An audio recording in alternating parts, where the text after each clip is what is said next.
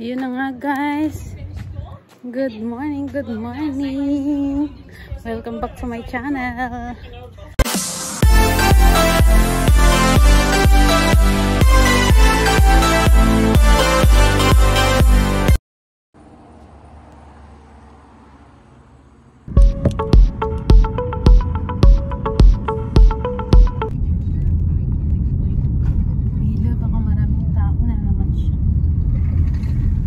Welcome back eh. Welcome back. Yeah. Welcome back. Ano ako? Kilo ulit. Makilo. Kuha ako ng tray.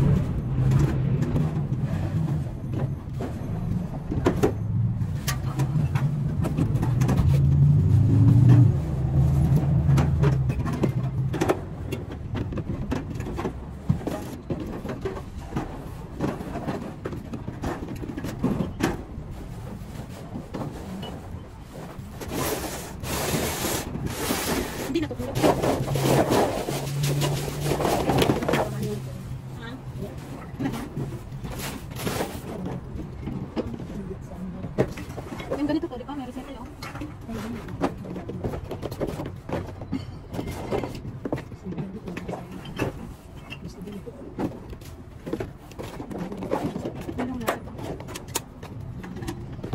Pero yung presyo nito mga juice, di ba? Ito, yogurt, hindi ko.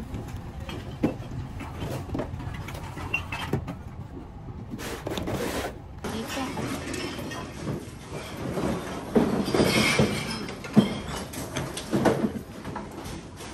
Ito yung mga recycle ko.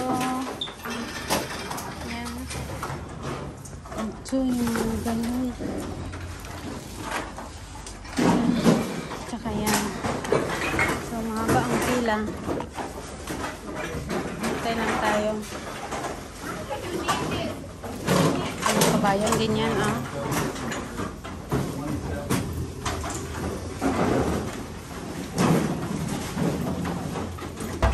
Napansin nyo, mahalaga talaga dito yung mga can. Yan. Yan.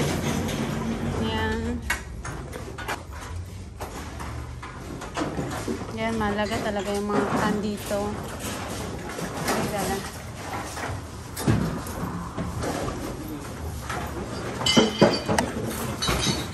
I saw you at the...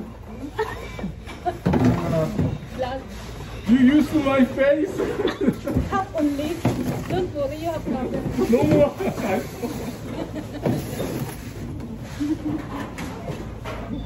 Modaiki, you know Modaiki?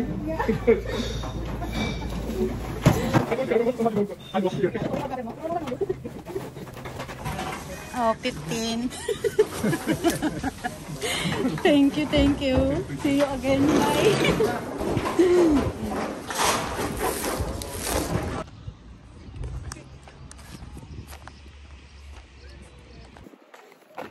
Yun na nga guys.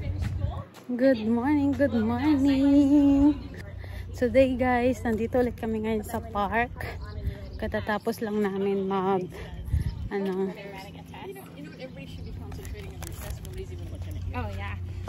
hello. Katatapos lang namin mag-recycle at pag na naman tayo sa bottle depot. Na naman si Inday, $16.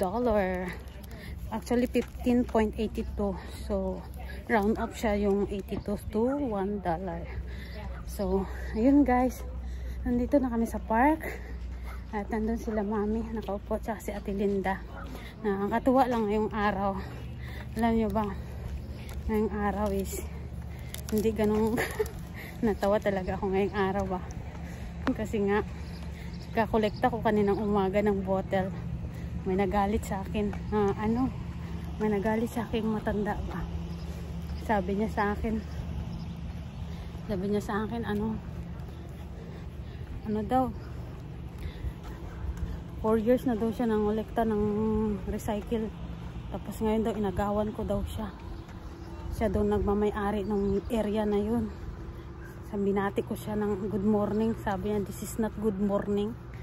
Sabi niya kinolekta mo yung mga yung mga can ko dito. Kaya sabi ko, sige mula ngayon din ako mangolekta sa area mo. Kaya maaga ko na uwi.